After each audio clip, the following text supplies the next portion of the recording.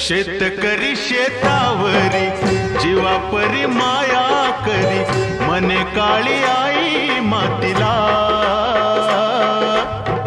आनंदानं काळी आई भरभरून त्याला दे, डोईवर हात धरिला. दिसरातीचं करूया, राबूया जाऊया शेताला. जड घामाचं पाण्याचं प्रेमाचं शिंपूया शेता.